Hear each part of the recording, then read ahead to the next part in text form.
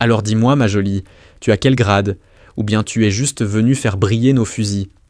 La voix de l'amiral Warren Holt tranche dans la chaleur du désert comme une lame suspendue.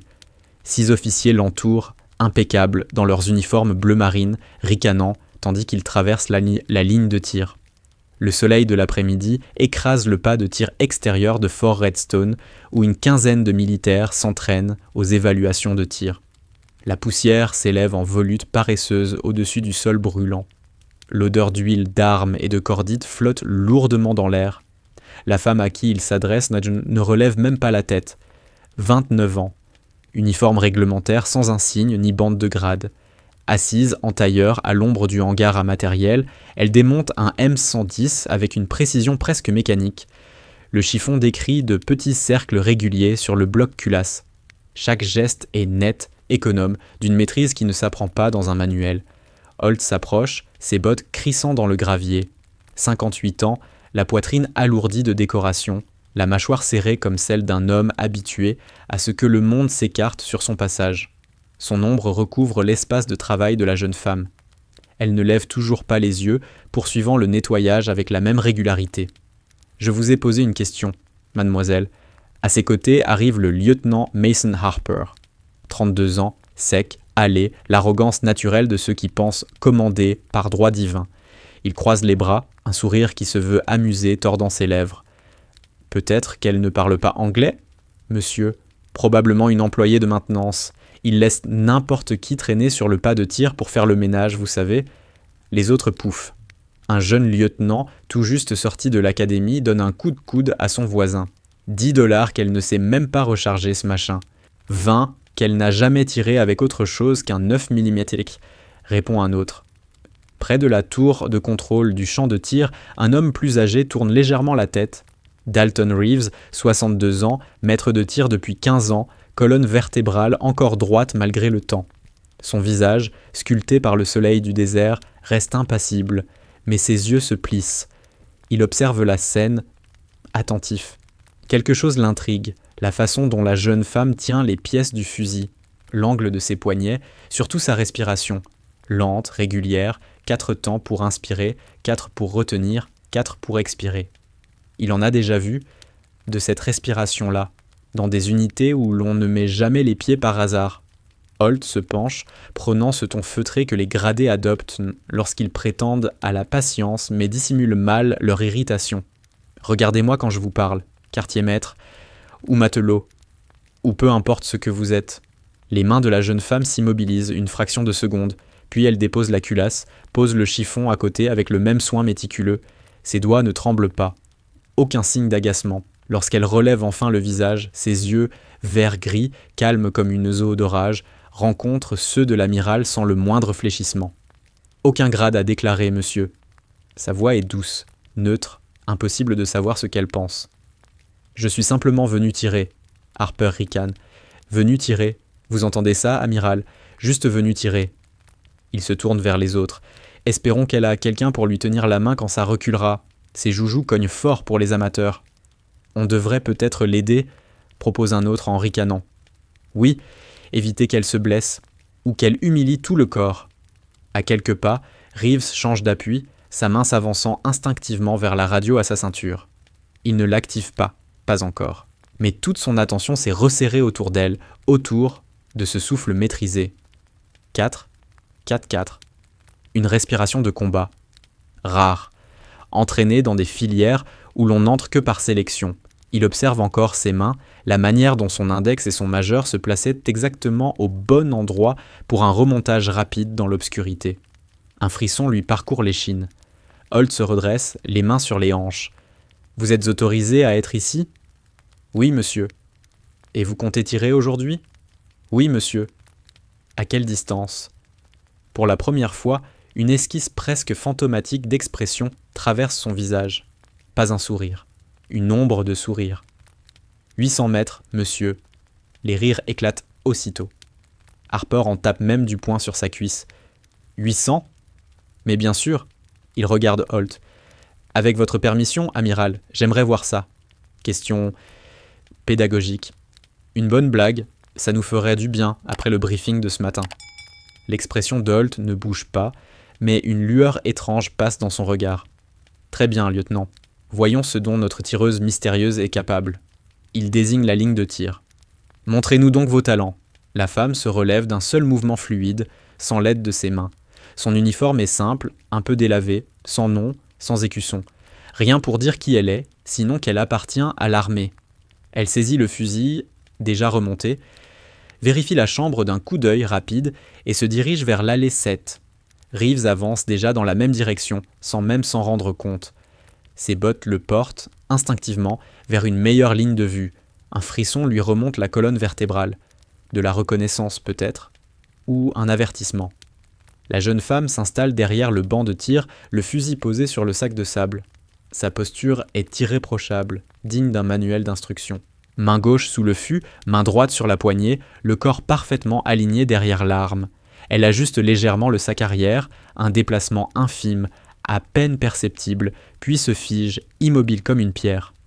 Harper s'appuie contre la rambarde de la tour, les bras croisés. Quelqu'un devrait lui filer des munitions en rab. À cette distance, elle va en brûler une caisse rien que pour toucher le carton. Elle sait au moins où se trouve la sûreté, lance quelqu'un. Sans doute qu'elle pense que la lunette sert à regarder les étoiles, ricane un autre. L'amiral Warren Holt observe, les mains jointes dans le dos. Tout amusement a quitté son visage. Il n'y reste qu'une attention froide, lourde, presque inquiète. La femme, elle, demeure impassible. Elle respire simplement. 4, 4, 4. Une respiration de combat, précise, cadencée. Son doigt reste bien en dehors du pontet. Discipline parfaite, rien à redire. Elle ajuste légèrement la molette de parallaxe, puis corrige la dérive d'un geste minimal. Des mouvements mesurés, assurés, ceux d'une tireuse qui a fait cela des milliers de fois. Dalton Reeves n'est plus qu'à 3 mètres d'elle, assez près pour voir la façon dont son pouce repose contre le boîtier, pour noter l'angle précis de sa joue contre la crosse. Son cœur accélère. Il connaît cette posture. Il ne l'a rencontrée que dans 2 contextes au cours de toute sa carrière, tous 2 bien au-delà de son niveau d'habilitation. « Quand vous voudrez », lance Holt, avec une politesse dégoulinante d'ironie. On n'a pas toute la journée. La respiration de la jeune femme change. 3 cycles. Inspirer, retenir, expirer. Inspirer, retenir, expirer. Au 4e, au fond de l'expiration, quand son corps est au plus calme, son doigt effleure la détente. Le premier tir claque net. Le recul est absorbé sans effort. Elle ne sursaute pas, ne relève pas la tête, ne perd pas le fil. Elle arme, remet en batterie, se cale, respire. 2e tir, même rythme. 3e, 4e, 5e, 18 secondes. Du premier au dernier, Reeves n'a pas besoin de regarder l'écran, il sait déjà. Mais il regarde quand même, portant la lunette d'observation à ses yeux et visant les 800 mètres au loin. La silhouette standard apparaît, noir sur blanc, cercle concentrique au centre, 5 impacts, au plein cœur, trop rapproché pour être distinct. Il abaisse lentement la lunette, ses mains tremblent légèrement, il doit les contracter pour les stabiliser. Harper ne dit plus un mot. Les autres officiers non plus. Tous fixent l'écran de contrôle où la caméra automatique affiche le résultat en chiffres verts éclatants. 5 tirs, 5-10, score parfait. 800 mètres, 18 secondes. La mâchoire de Holt se serre. Il s'approche de l'écran comme s'il espérait que l'image allait se corriger d'elle-même. « Vérifiez le matériel », dit-il d'une voix basse. Le télémètre doit être mal calibré. « Il est calibré tous les matins », répond Reeves, rauque. C'est la procédure.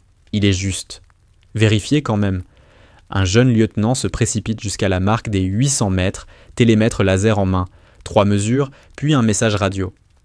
Distance confirmée, monsieur. 800 mètres à plus ou moins 0,5. Harper fixe maintenant la jeune femme.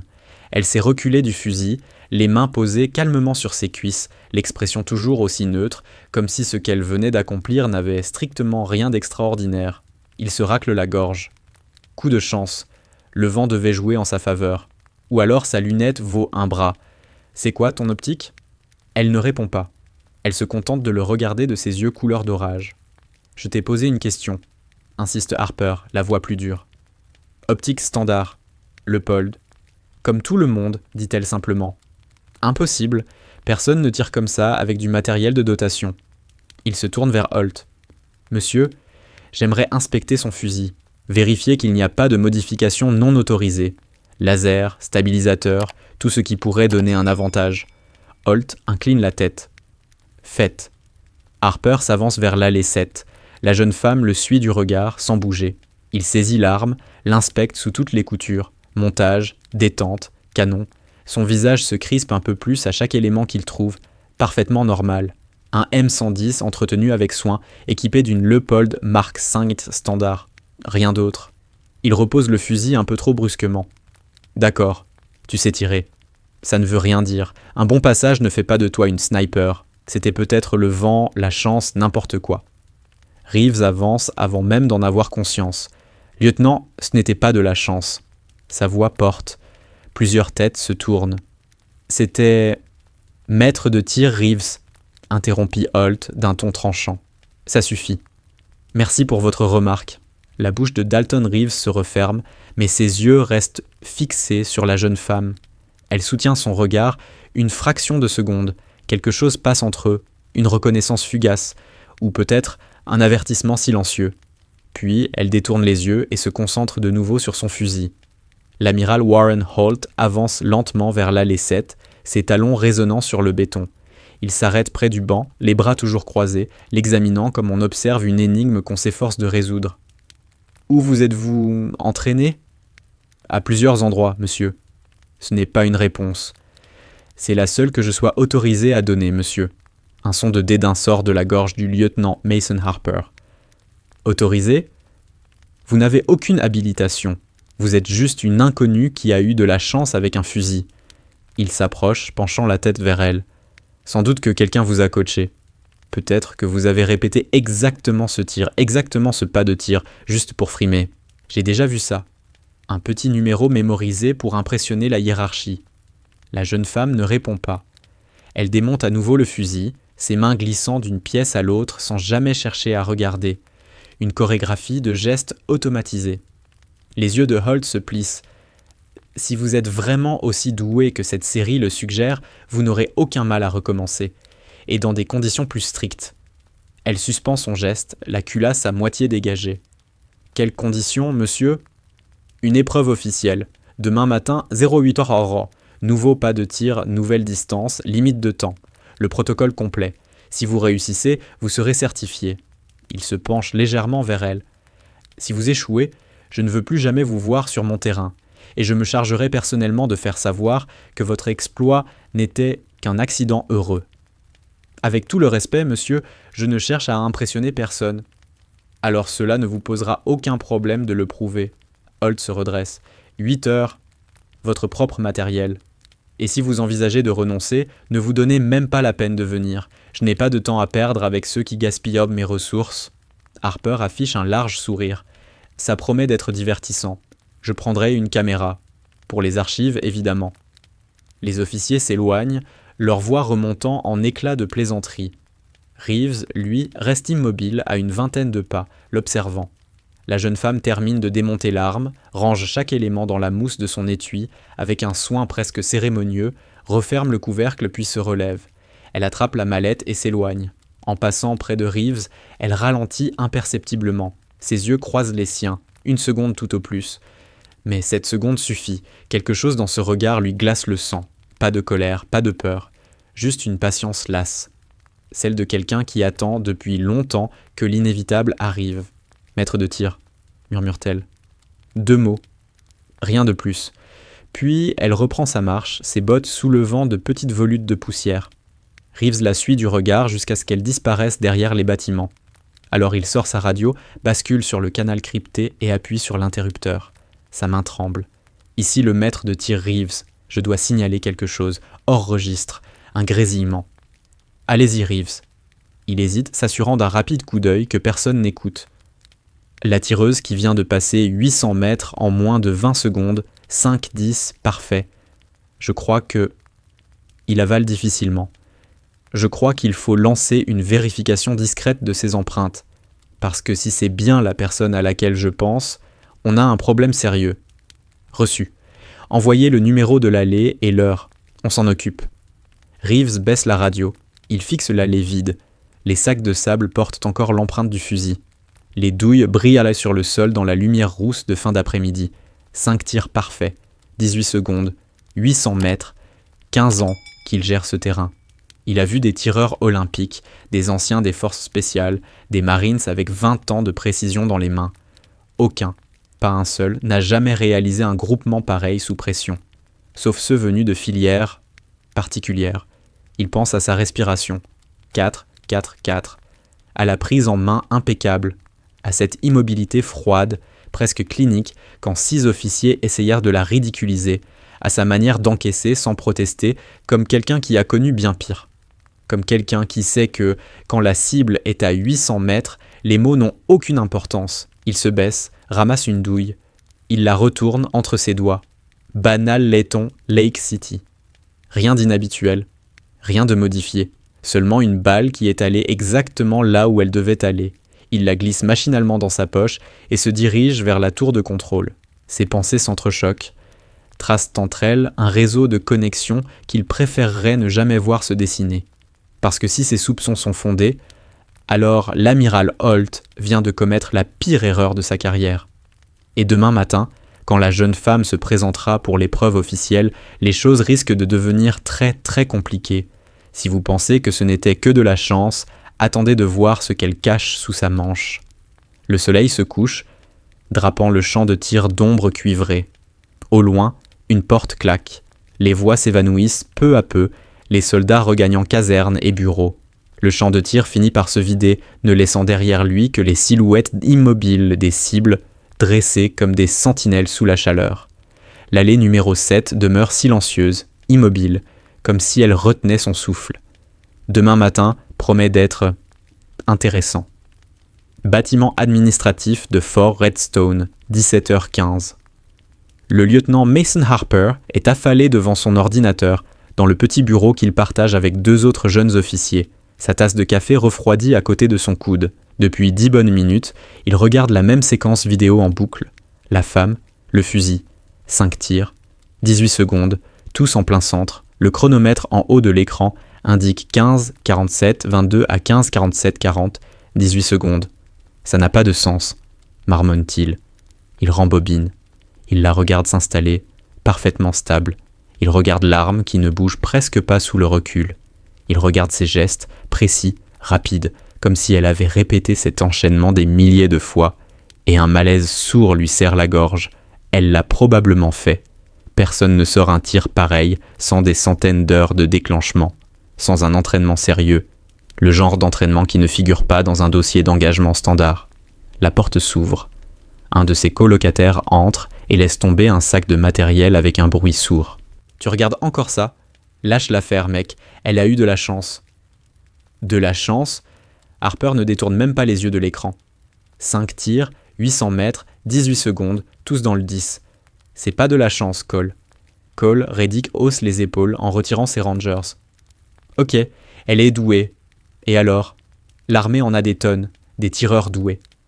Pas à ce point, pas aussi loin, et sûrement pas aussi vite. Harper finit par quitter l'écran des yeux. Je fais ça depuis 8 ans, 3 fois classé tireur d'élite. Mon meilleur temps à 800 mètres, c'est 32 secondes, et j'en étais fier. Elle l'a fait en 18, et son groupement est 2 fois plus serré que le mien. Bon, elle est meilleure que toi. Ça arrive, reprends-toi, mec. Mais Harper n'arrive pas à passer à autre chose. Il y a autre chose, quelque chose qu'il n'arrive pas à nommer. La manière dont elle se déplaçait, la façon dont elle respirait. Son absence totale de réaction quand Holt et les autres l'ont rabaissée. Pas de colère, pas de défense, comme si elle avait connu bien pire que des sarcasmes d'officiers en mal d'ego. Comme si l'humiliation publique n'était pour elle qu'un bruit de fond. Il referme brusquement l'ordinateur et s'enfonce dans sa chaise. Demain, avant le test, je vérifierai son équipement. Je veux être sûr que tout est réglementaire. Mec, l'amiral Holt a déjà... Je sais ce qu'il a dit, mais je veux voir moi-même. Un truc cloche. Elle est trop calme, trop précise, ça ne colle pas. Reddick le fixe longuement. Tu veux que je te dise ton vrai problème. Tu supportes pas qu'une inconnue débarque, te ridiculise devant l'amiral et reparte comme si de rien n'était. Voilà ce que c'est. Harper ouvre la bouche pour protester, puis la referme. Peut-être que Cole a raison. Peut-être qu'il est juste vexé, mais cela ne change rien au fait. Personne ne tire comme ça sans un passé. Et son passé, elle le dissimule sous un uniforme trop neutre. Pas de nom, pas de grade, pas d'insigne, juste une arme et des compétences qui ne collent pas avec l'image qu'elle renvoie. Il se lève, attrape sa veste. Je vais la passer dans le système, voir ce qu'on trouve. Tu n'as même pas son nom. J'ai son visage, j'ai l'heure et la date de sa présence sur le pas de tir. Ça suffira. Il se dirige vers la porte, puis il s'arrête. Et si j'ai raison, demain va être très très intéressant. Ouais, répond Reddick en sortant son téléphone. J'attends ton message quand tu découvriras que c'est juste une engagée talentueuse avec un sale caractère. Je me moquerai de toi à ce moment-là. Harper ne réplique pas. Le couloir est vide, éclairé par les néons qui bourdonnent au-dessus de lui. Il descend les escaliers 2 par 2 vers l'étage des bureaux administratifs. Dossiers de personnel, habilitation, historique de service, tout est numérisé désormais, relié entre les branches. Si elle est réglo, elle apparaîtra. Si elle ne l'est pas, c'est une autre histoire. Il passe sa carte d'accès devant le lecteur. La porte se déverrouille, le bureau est sombre, sauf pour la lumière bleue d'un écran resté en veille. Harper s'installe, se connecte et ouvre les registres d'accès du champ de tir. Il fait défiler jusqu'à l'allée 7, plage horaire 15-45, 16, Kutzing. L'entrée apparaît, mais pas de nom. Uniquement une mention, entrée validée par le maître de tir Reeves. Il fronce les sourcils. Les accès libres doivent être accompagnés d'une pièce d'identité. C'est la règle. Comment a-t-elle pu entrer sans enregistrer un nom ? Il passe aux caméras de surveillance, sélectionne celle qui couvre le bureau d'enregistrement à l'entrée du pas de tir.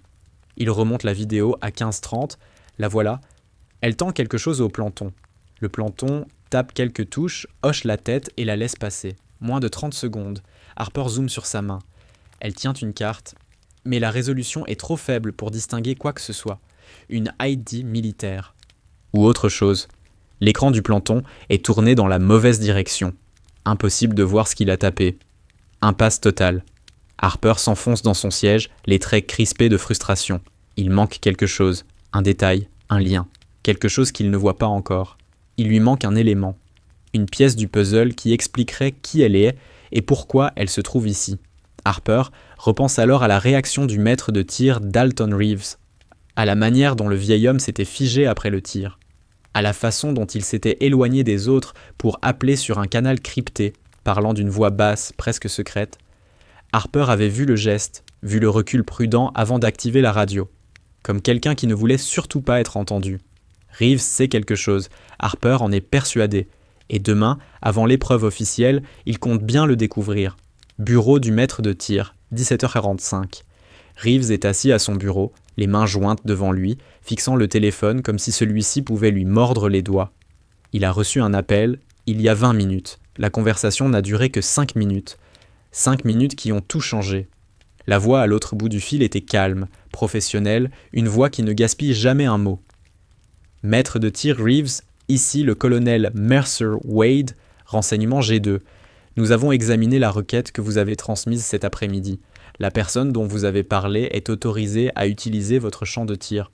Je ne peux rien vous dire de plus. Est-ce clair ? J'ai besoin de savoir... Vous avez seulement besoin de savoir qu'elle est autorisée. Rien d'autre. Ne vérifiez pas ses empreintes. Ne signalez pas son accès. Ne discutez de cet appel avec personne en dehors des canaux sécurisés. Est-ce que c'est clair, maître de tir ? Reeves avait eu la gorge sèche. Oui, monsieur. Clair. Parfait. Et Reeves, si elle revient tirer demain, laissez-la faire, n'intervenez pas. C'est un ordre. La ligne avait coupé avant qu'il puisse répondre. Maintenant, dans le silence de son bureau, il tente de digérer ce qu'il vient d'entendre. G2. Les services de renseignement ne se mêlent pas des qualifications de tir. Ils n'appellent pas des installations comme Fort Redstone, à moins qu'il ne se passe quelque chose de grave. Quelque chose qui dépasse largement le besoin d'en connaître.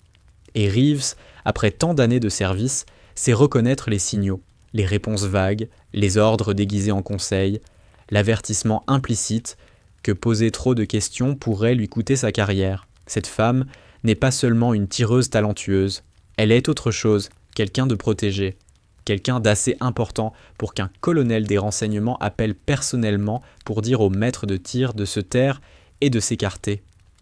Reeves ouvre un tiroir, en sort la douille qu'il avait ramassée plus tôt. La fait rouler entre ses doigts. Un simple étui en laiton, standard, banalisé, mais tiré avec une précision et une vitesse qui ne le sont pas.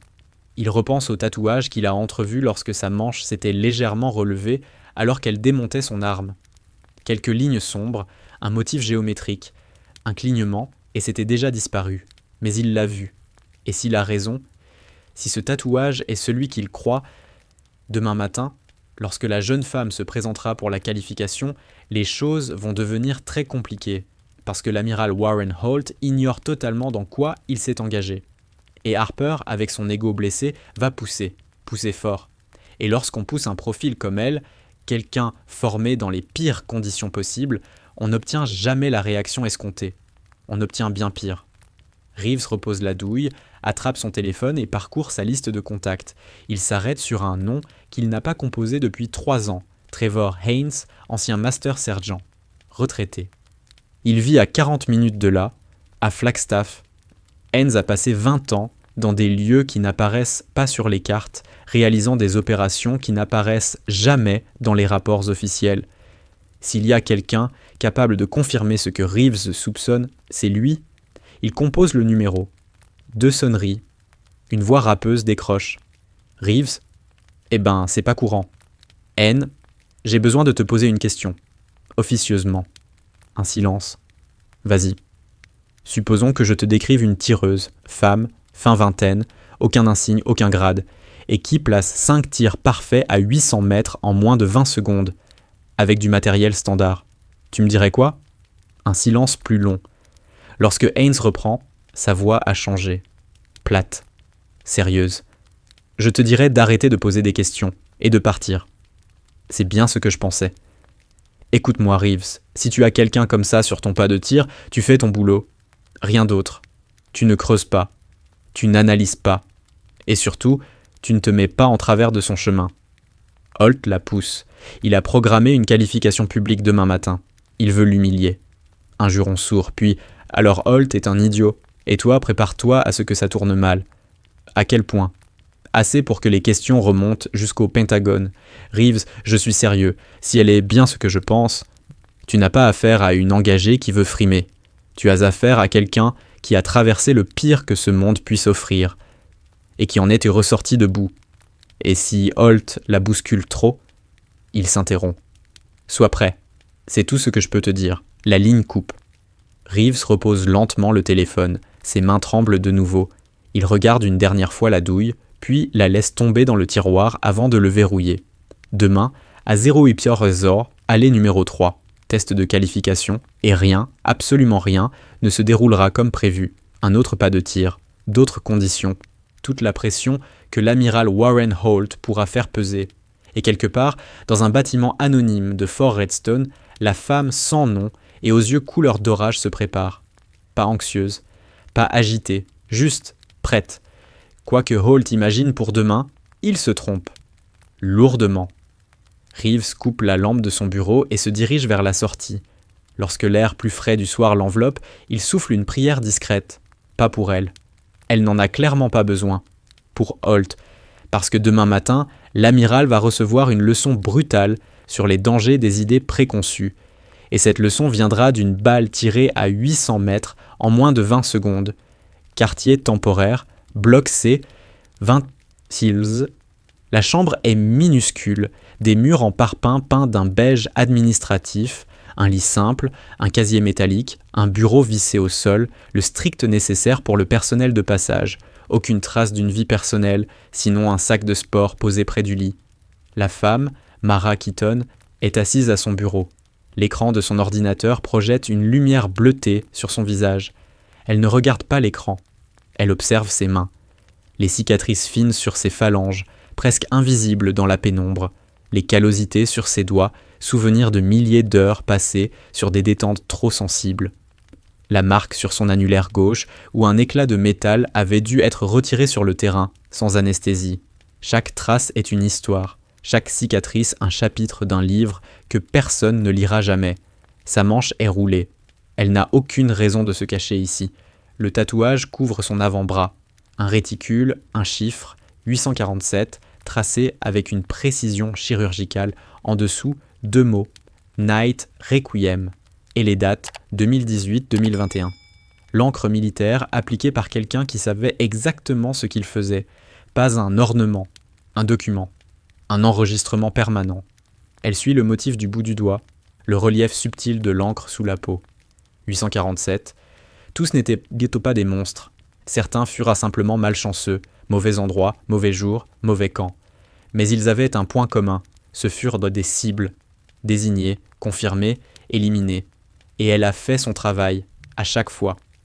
L'ordinateur émet un tintement, un nouveau message. Elle jette un œil à l'écran. Aucun nom d'expéditeur, juste une suite chiffrée. Elle ouvre le message entre une clé de décryptage qu'elle connaît par cœur. Situation conforme aux prévisions. Holt a mordu à l'hameçon. Test confirmé à 0,85 ans. Harper fouille. Reeves en sait plus qu'il ne le dit. Passe à la phase 2. Ne te dévoile qu'en dernier recours. Colis confirmé pour 23h30. Bonne chance, capitaine. Elle efface le message avec une procédure d'effacement en 3 passes, puis referme l'ordinateur. Capitaine, cela faisait longtemps que personne ne l'avait appelé ainsi. 3 ans, exactement. 3 ans depuis l'explosion à Kandahar, celle qui aurait dû la tuer. 3 ans depuis les 8 mois passés dans un sous-sol, attachée à une chaise, à répondre aux mêmes questions, encore et encore, pendant que des hommes au visage vide lui faisaient subir des choses auxquelles elle pense encore lorsque le sommeil ne vient pas. Ils avaient cru l'anéantir. Ils se trompaient. On ne brise pas quelqu'un qui a déjà accepté l'idée de mourir. On peut le blesser. On peut le faire hurler, mais on ne peut pas lui arracher ce qui lui reste au fond du cœur si cette personne l'a déjà enterré pour survivre. Elle a vécu en étant vide, en étant rien, en attendant. Et lorsqu'ils ont enfin été négligents, 15 minutes, pas plus, persuadés qu'elle était trop brisée pour bouger, elle en a tué 3 avec un morceau de ferraille. Puis elle a marché, 12 miles dans la nuit, pieds nus, en sang, à travers un territoire taliban, jusqu'à un poste frontière pakistanais où on a failli l'abattre en la voyant surgir du noir. Les SEAL venus la récupérer n'ont posé aucune question. Ils l'ont hissée à bord de l'hélico, l'ont enveloppée d'une couverture thermique et l'ont emmenée. Le reste est venu plus tard, le débrief, les médecins, les psychologues, et puis la décision, prise très loin au-dessus de son grade, que le capitaine Mara Keaton était définitivement trop compromise pour reprendre le service, que son identité devait disparaître, pour sa sécurité, pour celle des autres. Alors ils l'ont effacée, nouveau nom, nouveau dossier, nouvelle vie, elle est devenue un fantôme, pas seulement de réputation, littéralement. Pendant 3 ans, elle a vécu en retrait, petit laliboulot, pas de traces, tentant de comprendre qui elle était, maintenant qu'elle n'était plus Night Requiem. Mais un jour, l'information est arrivée, le même réseau qui avait tué son père, les mêmes hommes qui l'avaient torturé, toujours actifs, toujours infiltrés dans les structures militaires, toujours en train de vendre des secrets, de saboter des opérations, d'envoyer des innocents à la mort, et leur prochaine cible, c'était l'amiral Warren Holt. Pas parce qu'il était corrompu, parce qu'il devait témoigner, à huis clos, devant le Congrès, sur des fraudes, des fuites d'informations classifiées, parce qu'il en savait trop, parce qu'il y a 8 ans, lui et le brigadier général Daniel Keaton avaient été sur le point de dévoiler tout le réseau.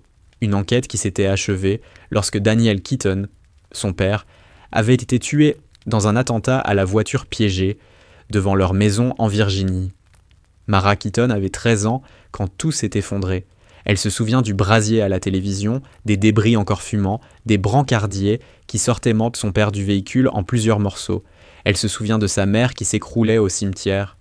Et de l'enquête classée sans bruit comme simple panne mécanique, malgré les indices évidents du contraire. Elle a compris très jeune que le système ne protège pas toujours les innocents.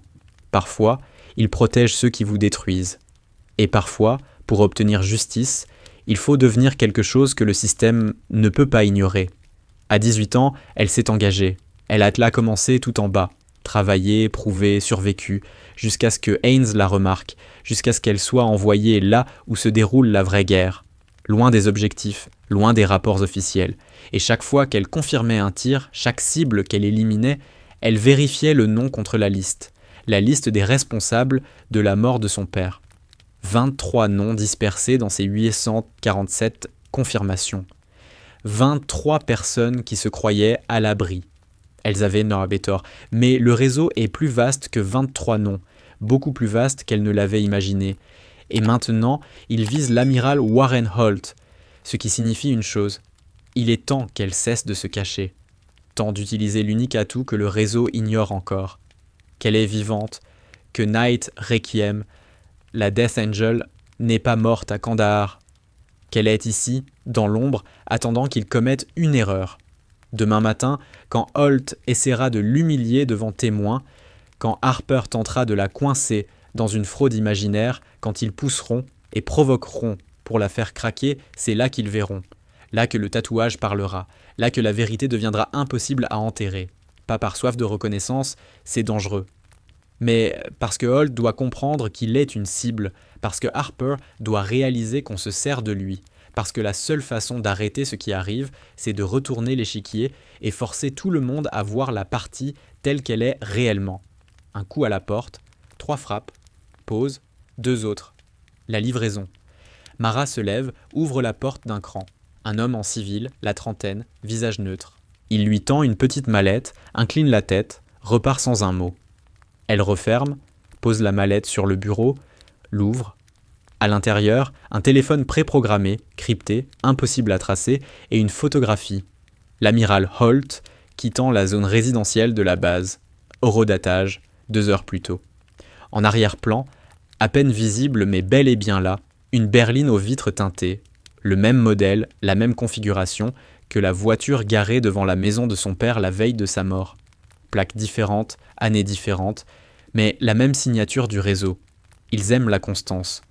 Elle met la photo de côté et saisit le téléphone. L'écran affiche un seul contact. Tour 4. Elle n'appelle pas encore. Demain d'abord. Le dévoilement d'abord. Le moment où Holt réalisera ce qui se tient réellement en face de lui. Ensuite viendra l'appel. Puis la phase 3. Mara rebaisse sa manche, recouvre le tatouage. Elle s'allonge sur le lit, les mains derrière la tête, fixant le plafond. Le sommeil ne viendra pas facilement. Il ne vient jamais la veille d'une opération. Ce n'est pas un problème. Elle sait fonctionner sans repos.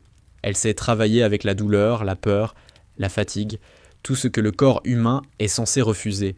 N lui a retiré ses limites il y a longtemps. Demain, à 08h, Holt et Harper vont essayer de la briser. Ils vont échouer. Et ce faisant, ils vont déclencher une réaction en chaîne qu'ils ne comprennent pas. Une réaction qui finira avec le réseau à nu, les coupables sanctionnés et la justice, la vraie, pas la version édulcorée, enfin rendue. 847 confirmations, environ 23 pour son père, les autres pour son pays, pour son unité, pour la mission.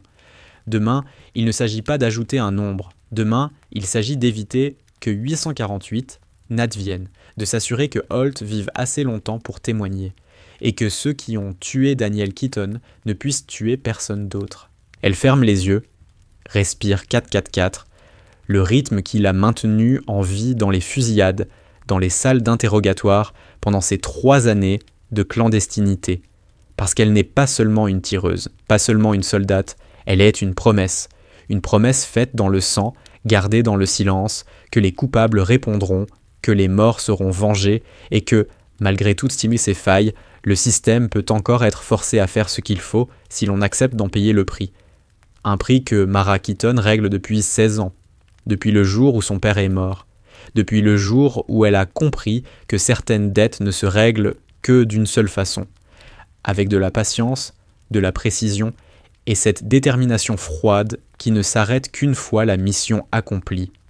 Demain matin, la mission continue, et l'amiral Holt, qu'il le sache ou non, va devenir un actif protégé, quelqu'un qui vivra parce qu'une autre a décidé qu'il méritait qu'on meure pour lui.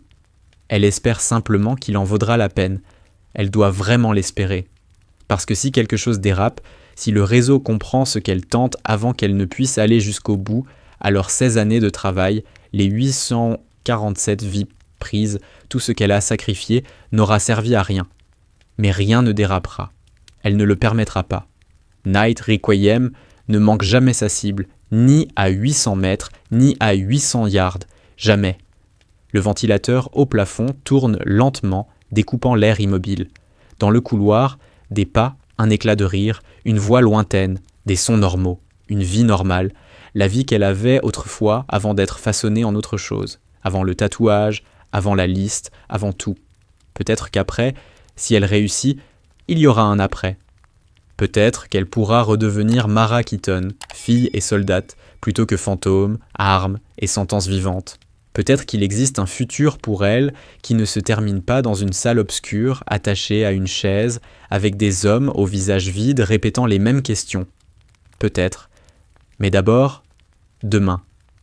D'abord, le test, d'abord le dévoilement, d'abord le moment où l'amiral Holt regardera son avant-bras et comprendra qu'il n'a pas affaire à une simple engagée sortie de nulle part, qu'il a devant lui la femme qui lui a sauvé la vie il y a 5 ans, dans une vallée d'Afghanistan. La femme qui est morte depuis 3 ans. La femme qui va lui dire que son nom figure sur une liste, à moins qu'elle n'arrête la machine, et elle l'arrêtera, quoi qu'il en coûte, qui que cela implique. La mission est tout ce qu'il lui reste. Mara rouvre les yeux. Regarde une dernière fois la photo posée sur le bureau. Holt, la berline derrière, la menace qui se rapproche. Elle mémorise les détails. Puis elle déchire la photo en minuscules fragments et les fait disparaître dans la chasse d'eau de la minuscule salle de bain attenante. Preuve éliminée, trace effacée, tout comme il faut. Demain, 08h00. Pas de tir de qualification de Fort Redstone, allée 3. Configuration différente, conditions différentes. Résultat identique, parce que la seule chose qui change, c'est la distance. Les principes, eux, restent immuables, respirer, se stabiliser, tirer, répéter, jusqu'à ce que la cible tombe, jusqu'à ce que la mission soit terminée, jusqu'à ce que justice soit rendue. Elle se rallonge. Le sommeil finit par venir, pas serein, mais il vient. Avec lui, des rêves. Pas ceux du sous-sol, ni des interrogatoires, mais ceux de son père. Dans leur cuisine, un matin d'été, préparant le petit déjeuner, souriant, vivant, avant la bombe, avant le réseau, avant que tout ne tourne mal. Dans le rêve, il se tourne vers elle. « Je suis fier de toi, Mara. Termine-le. » Et elle le fera. À partir de demain, à partir de 08h00, à partir de 5 tirs parfaits et d'un amiral très surpris. Le ventilateur tourne. La nuit s'épaissit. Et Night Requiem dort, rêvant de justice. Le matin suivant, l'air porte encore la fraîcheur de la nuit désertique. Le pas de tir de qualification se dresse à l'écart, conçu pour les épreuves officielles sous observation. Position en béton, cible normalisée, caméra couvrant chaque angle. Rien laissé au hasard. L'amiral Warren Holt arrive tôt, escorté de 4 officiers, dont Mason Harper. Il s'installe dans la zone d'observation, parfaitement aligné face à l'allée 3. Harper tient une grosse tablette rigide, bourrée de règlements, critères, protocoles. Il se prépare depuis 05h00, déterminé à tout consigner, déterminé à prouver sa théorie, elle va échouer. Le maître de tir Reeves stationne près du poste de contrôle, les traits fermés. Il n'a pas dormi. A passer la nuit à revoir les procédures, imaginer les scénarios possibles. À obéir à l'ordre du colonel Wade, ne pas intervenir. Mais Reeves connaît ses pressentiments. Et tout, absolument tout, lui hurle que la matinée va mal tourner. 07h58. Une foule s'est assemblée, la rumeur a circulé, la tireuse mystérieuse qui a mis l'amiral en difficulté. Les curieux veulent la voir échouer. Ils veulent que l'ordre naturel, celui où le grade reflète la compétence, soit rétabli. Harper regarde sa montre. 2 minutes, tu crois qu'elle viendra ? Holt ne répond pas. Il fixe l'entrée. Un sentiment d'hier l'obsède. Cette respiration, cette absence totale de réaction. Il n'a vu cela que chez des unités très particulières, des endroits où les noms disparaissent au profit de call sign, où les missions resteront classifiées un demi-siècle. Zero coaduracy, pile. Elle passe le portail, même uniforme, aucun insigne, la mallette du fusil à la main. Elle traverse la foule comme si elle n'existait pas. Regard fixé sur l'allée 3, imperturbable. Harper s'avance pour lui barrer le passage. « Je dois inspecter votre matériel avant que vous tiriez. » Elle s'arrête, le regarde, ne dit rien. Règlement. Tout tireur, utilisant une arme personnelle, doit se soumettre à une inspection préalable. Ouvrez la mallette. Elle la pose, fait sauter les loquets. Harper s'agenouille, examine chaque composant. Crosse, boîtier, canon, lunettes. Vérifie les numéros de série, les montages, la détente. Tout est conforme. Et à mesure que chaque élément passe le contrôle sans la moindre anomalie, Sa frustration monte. Enfin, il referme la mallette d'un geste sec. « Très bien. Vous êtes autorisé. » Harper se redresse. « Comprenez bien. Aujourd'hui, la distance est de 1000 mètres, pas 800. Vent différent, altitude différente, tout change. 3 tentatives, 5 tirs chacun. Score minimum, 45-50. Et cette fois, on vous filme sous tous les angles. » Elle ne répond rien, ramasse la mallette, rejoint l'allée 3, s'installe avec un calme absolu. La foule se resserre. Quelqu'un plaisante qu'il faudra des jumelles pour voir où ces balles atterriront. L'ambiance vire à la fête foraine. Le responsable de la sécurité du pas de tir annonce « Tireuse, vous disposez de 10 minutes de préparation. 3 tentatives, 5 tirs par tentative. Score minimum 45 pour valider. Range is hot. Commencez quand vous serez prête. » Mara s'installe, ajuste la lunette, vérifie chaque réglage avec une lenteur parfaitement contrôlée. Le fusil se cale, la respiration s'installe. 4, 4, 4. Harper se penche vers l'amiral Holt. Regardez, son premier tir sera complètement à côté. Classique chez les amateurs à cette distance. Le premier tir claque. À 1000 mètres, la caméra de cible affiche l'impact. Centre parfait. 10 points. Harper cligne des yeux. Coup de chance. Avec le vent, ça arrive. Attendez le prochain. Deuxième tir, même rythme mécanique. 10 points. La foule s'assourdit d'un coup. Plus de plaisanteries, les têtes se penchent en avant. Troisième tir, quatrième, cinquième, tous dans l'anneau central. Un groupement parfait. 50 sur 50.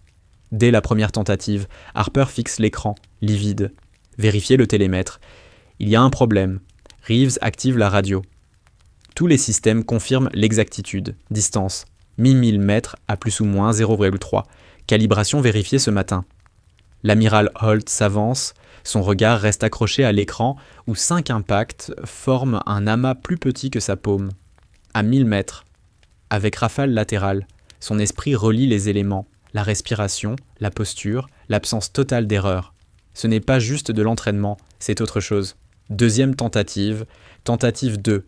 Annonce le responsable de sécurité. Harper lève la main. « Attendez, changeons les conditions. Déplacez-la à l'allée 5. » La voix de Reeves grésille, sèche. « Lieutenant, ce n'est pas dans le protocole. » J'invoque l'autorité de sécurité. L'allée 3 a une ombre de vent. L'allée 5 est totalement exposée. Si elle est aussi douée qu'elle le prétend, ça ne changera rien. Holt hoche lentement la tête. « Faites. » Mara se lève, sans protester, traverse les quelques mètres qui la mènent à l'allée 5. La foule la suit, murmurante. Le vent souffle plus fort ici, les drapeaux fouettent en l'air à 10 000 pieds. C'est irrégulier, c'est injuste, c'est voulu. Elle ne réagit pas, elle s'installe, répète la checklist, respire. 4-4-4, puis 5 tirs. Même cadence, même froideur, même précision. 5 nouveaux impacts au centre, encore 50 sur 50. 100, 100, au total. Un silence épais tombe sur la foule. Certains filment. Des dizaines de téléphones s'élèvent. Ce moment devient déjà une histoire. Harper laisse tomber son clipboard. On dirait qu'il a vu un fantôme. Tentative 3. Troisième temps ? Non, dit Holt, très bas. Pas de troisième tentative. Elle est qualifiée. Plus que qualifiée. Il s'avance. Qui vous a entraîné ? Mara ne lève pas les yeux. Plusieurs instructeurs, monsieur. Ce n'est pas une réponse. C'est la seule réponse que vous êtes autorisé à recevoir, monsieur. La mâchoire de Holt se tend. Je veux votre identification, votre dossier complet. Maintenant. Elle le regarde enfin. Yeux d'eau d'orage, toujours sans émotion. Vous ne voulez pas vraiment ça, monsieur. Pas ici, pas devant tout le monde. Ce n'était pas une demande. Harper s'approche. Montrez-nous votre ID, vos ordres, n'importe quoi qui prouve votre présence réglementaire, parce que je commence à croire que vous jouez un jeu dangereux. Il tend la main, l'attrape par l'avant-bras pour la tirer debout. En tirant, sa manche glisse. Le tatouage apparaît. Net. Incontestable, un réticule, des croisillons, le numéro 847, le nom Night Requiem, les dates 2018-2021. Et juste dessous, le sigle des opérations GSOC. Harper se fige. Sa main reste sur son bras, mais son corps se pétrifie. Sa bouche s'ouvre. Aucun son n'en sort. La foule explose en murmures. Ceux placés près d'eux pointent du doigt. Quelqu'un laisse échapper un cri. Reeves devient livide, agrippé à son pupitre. Il avait deviné. Mais voir la confirmation est autre chose. Il active la radio. Tout le personnel en position statique. Je répète, stand down. Holt fixe le tatouage. Son visage passe par la confusion. L'incrédulité, la reconnaissance, puis l'horreur. Ses lèvres forment un mot sans voix, puis, plus fort, 847. Mara retire doucement son bras. Harper la lâche comme si elle brûlait. Elle rabaisse sa manche. Trop tard. Tout le monde a vu. Le fantôme a pris forme. La voix de Holt se brise, presque un murmure. Ghost. Puis, plus fort encore. Ghost, silence total. 50 personnes figées. Le nom. Le numéro 847. Les dates. La femme morte depuis 3 ans, debout devant eux, parfaitement vivante. Un homme s'avance parmi la foule. Vieil uniforme civil, démarche maîtrisée. Trevor Haynes, master sergent retraité, venu de Flagstaff après l'appel de Reeves. Il s'arrête à 3 mètres, voit le tatouage, et son visage se transforme. Respect, reconnaissance, incrédulité. Night Requiem, opération Silent Dawn, Afghanistan 2020. Tu as sorti l'équipe de Holt de cette vallée. 30 hostiles neutralisés en 6 minutes. Portée confirmée, 1200 mètres. On a dit que tu étais morte à Kandahar. Vous voulez savoir comment quelqu'un mort depuis 3 ans finit par sauver les vivants. Partagez cette vidéo, que tout le monde voit à quoi ressemble la vraie justice. Mara se redresse lentement, se tourne vers l'amiral Holt. Capitaine Mara Keaton, JSOC, opération de tir de précision, 2018-2021. 847, élimination confirmée. Et vous, amiral Holt, vous êtes en danger immédiat. Holt recule d'un pas. De quoi parlez-vous ? Du même réseau qui a tué mon père, le brigadier général Daniel Keaton, en 2016. Ce groupe vous vise. Ils savent que vous devez témoigner devant le Congrès le mois prochain. Ils savent que vous détenez des preuves. Et ils prévoient de vous éliminer avant que vous puissiez les révéler. Harper retrouve sa voix tremblante. C'est insensé. Mara se tourne vers lui. Lieutenant Harper, depuis quand votre famille reçoit-elle des menaces ? À quel moment les photos ont-elles commencé à arriver ? Celle de votre femme, Sarah, quittant son travail, celle d'Emma et Lucas sortant de l'école. Harper se fige, ses yeux s'écarquillent. Comment connaissez-vous leurs noms ? Parce que les mêmes personnes qui les menacent m'ont envoyé mourir à Kandahar. Ils vous manipulent depuis des semaines. Ils vous utilisent pour saboter quiconque approche trop près de Holt. Ils détiennent votre famille et vous poussent à faire en sorte que l'amiral ne survive pas assez longtemps pour témoigner. La tablette tombe au sol. Harper tremble. Vous n'en savez rien, vous ne comprenez pas. Entre le dépôt logistique et l'autoroute sud, hangar numéro 14. 2 gardes devant, 3 à l'intérieur avec vos proches. Vous recevez des messages chiffrés depuis 6 semaines. D'abord des demandes mineures, rapports, horaires, déplacements, puis des instructions directes, entraver quiconque montre un intérêt inhabituel pour Holt. Mara avance d'un pas. Calmement. Hier, quand je suis arrivé sur le pas de tir, ils vous ont ordonné de me faire échouer publiquement. Harper recule, ses épaules s'effondrant. Je n'avais pas le choix. Ils ont dit qu'ils les tueraient. Ils m'ont montré des preuves. Je devais... Je sais. C'est pour ça que je suis ici, pour les récupérer. Le cerveau de Holt tourne à toute vitesse. La tireuse morte, le réseau qu'il croyait démantelé, la menace invisible autour de lui. Si tout cela est vrai, pourquoi ne pas être venu me voir directement ? Parce que je devais savoir qui était leur relais ici. Je devais les pousser à se dévoiler. Et je devais que vous me voyiez tirer avant que je vous dise la suite. Elle le fixe droit dans les yeux. Il y a 5 ans, dans cette vallée, vous avez demandé à la radio qui j'étais. Je vous ai répondu que ça n'avait pas d'importance, que vous aviez juste besoin de rester vivant. C'est la même chose aujourd'hui, amiral. Vous devez rester en vie jusqu'au témoignage. Je suis ici pour m'assurer que cela arrive. Lynn s'impose d'un pas. Capitaine Keaton, qu'est-ce qu'il vous faut ? Extraire la famille du lieutenant Harper. J'ai 43 minutes avant qu'il ne soit déplacé vers un autre site. Après ça, on les perdra. Elle se tourne vers Harper. Je peux les ramener vivants, mais vous allez m'aider. Dites-moi tout.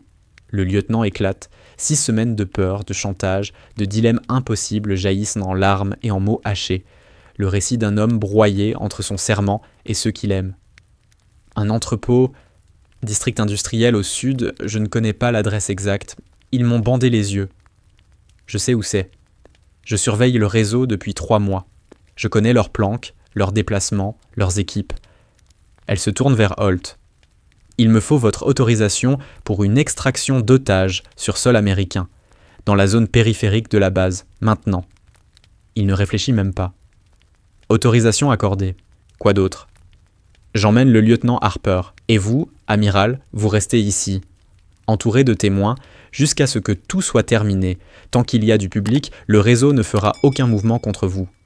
Elle tourne alors la tête. Maître de tir Reeves, je veux toutes les vidéos de surveillance des 3 derniers mois. Heure 022h0 à 04h0, toute entrée ou sortie de véhicules dans le secteur industriel. Déjà en route, dit Reeves en partant au pas de course. Holt, lui, regarde Mara comme s'il la découvrait pour la première fois, pas seulement l'ombre d'un soldat disparu, mais la femme qui lui a sauvé la vie, qui a survécu à l'enfer, qui traque ses ennemis depuis 16 ans. Pourquoi ne m'avoir rien dit en arrivant? Elle soutient son regard.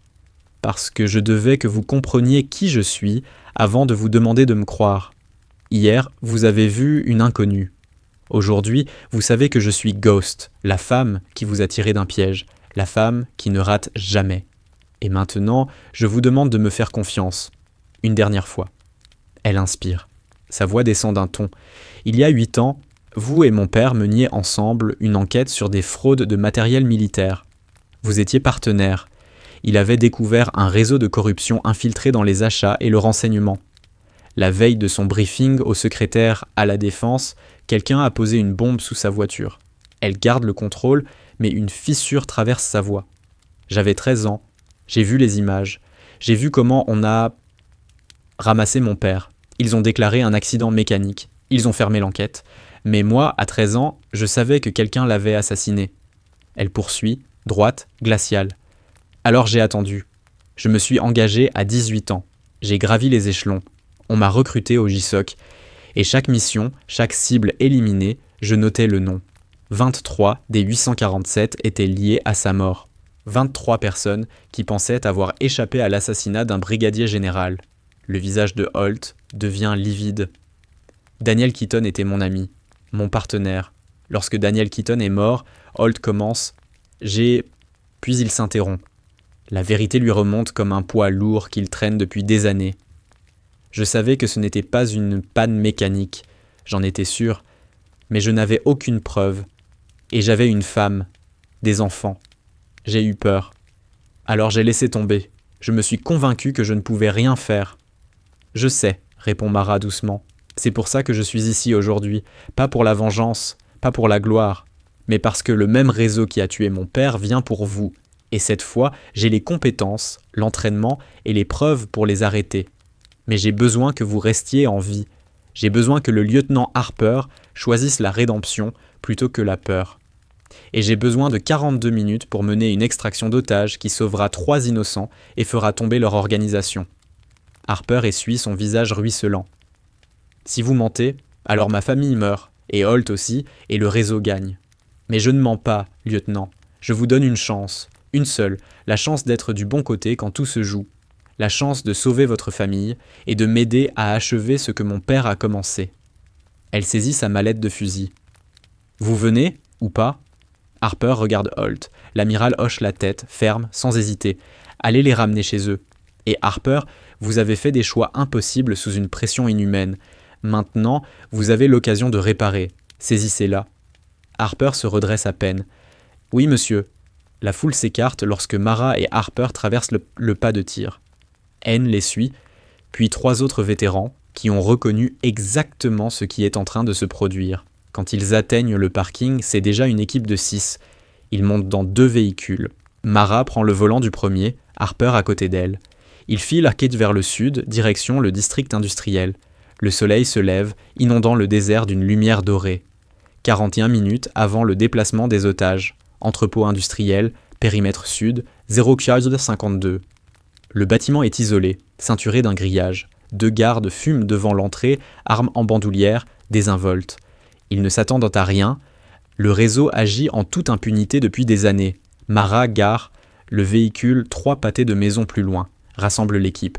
Harper, vous restez aux voitures, moteur tournant. Quand on sortira avec votre famille, vous conduirez. Compris? Je devrais entrer. Non, vous êtes émotionnellement compromis. Vous feriez une erreur. Faites-moi confiance. Elle se tourne vers Haynes et les autres. Non létal si possible. Priorité absolue, les otages. Ils sortent vivants. Point. N hoche la tête. Règle d'engagement, protéger les innocents. Le reste est secondaire. 38 minutes, murmure Mara. On entre dans 3. Ils approchent par 2 angles. Mara par l'est, N par l'ouest. Les gardes ne les voient à que trop tard. 2 tirs étouffés, tranquillisants. Les 2 hommes tombent. L'équipe atteint la porte. Pas de fracas, pas d'explosif. Mara crochette la serrure et pousse doucement. Le silence aussi est une arme. À l'intérieur, 3 hommes jouent aux cartes. Derrière eux, dans un coin, Sarah Harper et les 2 enfants, ligotés mais indemnes. Les 3 hommes n'ont pas le temps de saisir leurs armes. L'équipe de Mara se déploie comme de l'eau, rapide, fluide, imparable.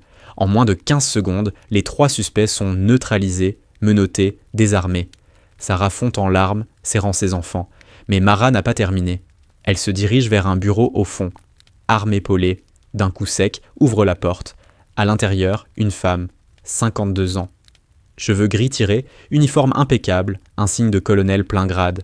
Marjorie Pike, commandante adjointe de Fort Redstone, respectée, intouchable, et l'architecte du réseau. Elle lève les yeux calmement.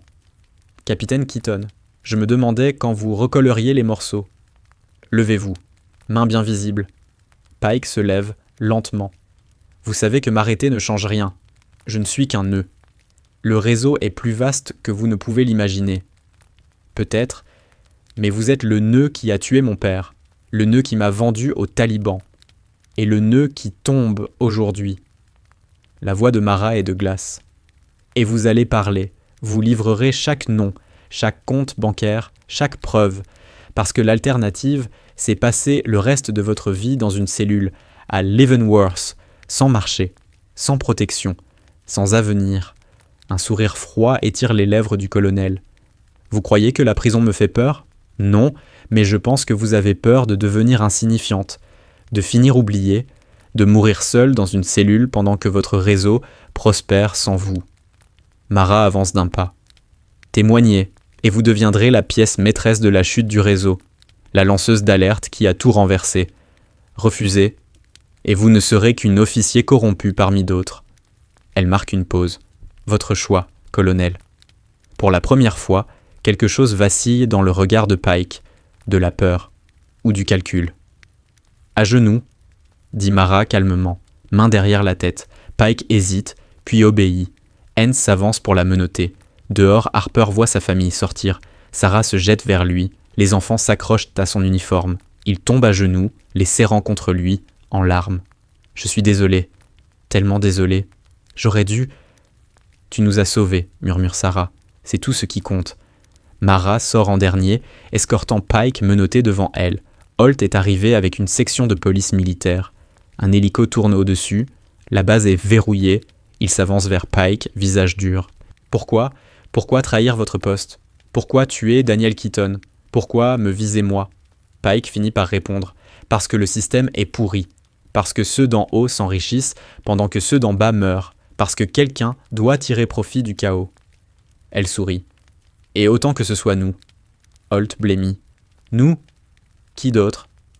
Elle ne répond pas. Un sourire glacé. Mara intervient. « Elle parlera. Elle gillote fort, elle parle dans le tout lorsque l'alternative, c'est regarder leur empire brûler depuis une cellule. » La police militaire embarque Pike. Les 3 complices suivent dans un fourgon. Les équipes médicales examinent Sarah et les enfants, secoués mais indemnes. Harper s'approche de Mara. Et, devant tout le monde, il tombe à genoux. « Capitaine Keaton, je vous ai humilié, je vous ai douté, saboté, alors que vous protégiez ma famille, alors que vous empêchiez l'assassinat de l'amiral Holt, alors que vous acheviez ce que votre père avait commencé. » Sa voix se brise. « Je ne mérite pas votre pardon, mais je vous le demande quand même, parce que vous m'avez rendu tout ce qui compte. Vous m'avez rendu ma famille. Vous m'avez donné la chance de racheter mes erreurs. Je passerai le reste de ma carrière à faire en sorte que personne n'oublie ce que vous avez fait ici. » Mara baisse les yeux vers Harper. « Levez-vous, lieutenant. » « Je ne mérite pas. Levez-vous. » Sa voix est ferme, mais sans dureté. « On vous a placé dans une situation impossible. Vous avez commis des erreurs. Mais quand tout s'est joué, vous avez choisi d'aider. Vous avez choisi de me faire confiance. Et ça suffit. » Elle marque une pause. « Votre famille est saine et sauve. C'est tout ce qui compte. Allez les retrouver. Harper se relève, chancelant. Merci. Pour tout. Il s'éloigne. L'amiral Holt s'avance alors, s'arrête devant Mara, la fixe longtemps, puis d'un geste lent, solennel, se met au garde à vous et la salue. Capitaine Keaton, au nom de la marine des États-Unis, au nom de tous ceux que vous avez protégés, au nom de votre père, qui serait fier au-delà des mots, merci. Mara rend le salut. J'ai simplement fait mon travail, monsieur. Non. La voix de Holt se voile. Vous avez fait bien plus. Vous avez porté un fardeau que personne ne devrait porter. Vous avez traqué des assassins tout en étant vous-même traqué. Vous avez sacrifié votre vie entière, votre identité, votre tranquillité, tout espoir de normalité, pour finir ce que David et moi avions commencé il y a 8 ans. Il abaisse sa main. Et je suis désolé de n'avoir pas eu le courage de continuer après sa mort. Désolé d'être resté silencieux pendant que vous vous battiez seul. Désolé qu'il ait fallu que vous reveniez d'entre les morts pour me rappeler ce qu'est l'honneur. Vous allez témoigner maintenant, dit Mara doucement. C'est du courage. Seulement parce que vous m'en avez donné la possibilité. Seulement parce que vous m'avez sauvé la vie 2 fois. Une fois en Afghanistan et aujourd'hui. Holt inspire. Et maintenant ? Maintenant, les preuves vont au Congrès. Le réseau de Pike se désagrège. 12 officiers seront placés sous enquête avant ce soir.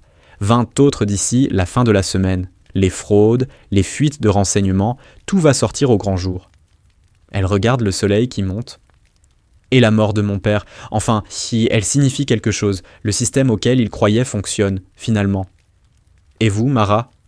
Qu'adviendra-t-il du capitaine Keaton ? Je témoigne. Puis je disparais à nouveau. Ghost n'a jamais été fait pour durer. Vous méritez une médaille d'honneur, une promotion, une reconnaissance publique. Je ne veux pas de reconnaissance, monsieur. Je veux les assassins de mon père en prison. Je veux le réseau détruit. Je veux que vous restiez vivant pour témoigner. Mission accomplie. Elle commence à partir. Mara. Elle s'arrête. La voix de Holt est un peu tremblante. La veille de sa mort, votre père m'a dit quelque chose.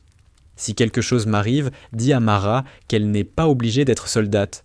Dis-lui qu'elle peut simplement être ma fille. Dis-lui que ça suffit. Les yeux de Mara se ferment un instant. Quand elle les rouvre, ils brillent. Merci, monsieur.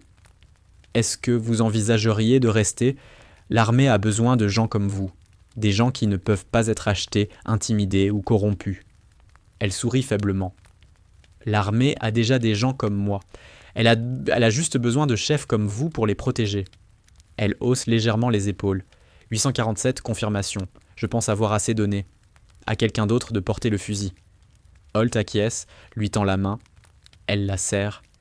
Pendant que la police militaire bouclait la zone, que les médecins s'occupaient de la famille Harper, alors que le soleil montait et que la base retrouvait peu à peu son activité, Mara regagna son véhicule. Anne la rejoignit. « Et maintenant, capitaine ?» Elle le regarde. « Je ne sais pas, master sergent. Et vous, 3 ans de retraite ? Ça vous manque ?» Anne rit doucement. « Tous les jours ? Alors peut-être qu'il est temps qu'on trouve quelque chose de nouveau. Quelque chose où personne ne nous tire dessus. Ça a l'air ennuyeux. Ça a l'air parfait. » Il reste là, un moment, en silence. 2 vétérans, 2 survivants. 2 personnes qui ont trop donné. Peut-être enfin, prêtes à se reposer. 3 mois plus tard. Le témoignage au Congrès est terminé. Pike écope de 35 ans de prison. 4 colonels supplémentaires prennent entre 20 et 30 ans. 12 autres officiers passent en cour martiale. Le réseau s'effondre. Harper est réintégré, blanchi. La contrainte étant avérée, sa famille est en sécurité. Il lance un programme informel de mentorat pour jeunes officiers confrontés à des dilemmes éthiques. L'amiral Holt témoigne 6 heures durant. Ces preuves du conge déclenchent des réformes massives de l'approvisionnement dans toutes les branches. Il prend sa retraite 6 mois plus tard, avec tous les honneurs. Il crée une bourse d'études au nom du brigadier général Daniel Keaton. Mara Keaton prend officiellement sa retraite. Elle refuse la Medal of Honor. Donnez-la à quelqu'un qui combat encore, mais accepte une promotion finale au grade de major pour 16 ans de service. Elle achète une petite maison au Nouveau-Mexique, silencieuse, isolée, un endroit où personne ne pose de questions. Sur son bureau, une enveloppe, à moitié ouverte, déposée à la main, sans adresse. À l'intérieur, une photo, Une base militaire qu'elle ne connaît pas. Une silhouette encerclée au loin. Et un mot, Tower 4, vous adresse ses salutations. Un nom reste, un dernier. Mara la fixe longtemps, puis range la photo dans un tiroir. Pas oublié, juste reporté, parce que la justice n'est pas bruyante, elle est patiente, et Mara Keaton est patiente depuis 16 ans. Elle peut attendre encore. La mallette du fusil repose dans son placard, propre, réglée, prête, parce que Night Requiem a peut-être pris sa retraite, mais certaines promesses ne meurent jamais, certaines dettes ne s'effacent pas, et certaines missions ne s'achèvent jamais vraiment. Elles attendent simplement, silencieuses, jusqu'à ce que le moment vienne où le silence se brise, où le dernier tir est lâché et où la justice, enfin, s'accomplit. Mara referme le tiroir, prépare du café, sort sur son porche, observer le soleil se lever sur le désert. Pour l'instant, elle est juste Mara, fille, ancienne militaire, survivante. Mais si Tower 4 appelle encore, si ce dernier nom sort de l'ombre, si la mission exige un ultime tir, alors elle reviendra, parce que Night Requiem ne manque jamais. Pas à 1000 mètres. Jamais. Et chaque cicatrice porte une histoire que presque personne n'entendra.